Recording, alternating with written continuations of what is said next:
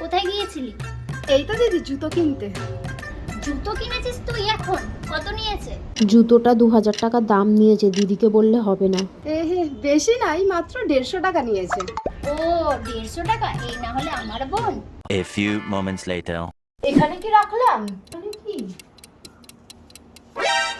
টেডিটাও এখানে রয়েছে। আমার জুতোটা কোথায় গেল?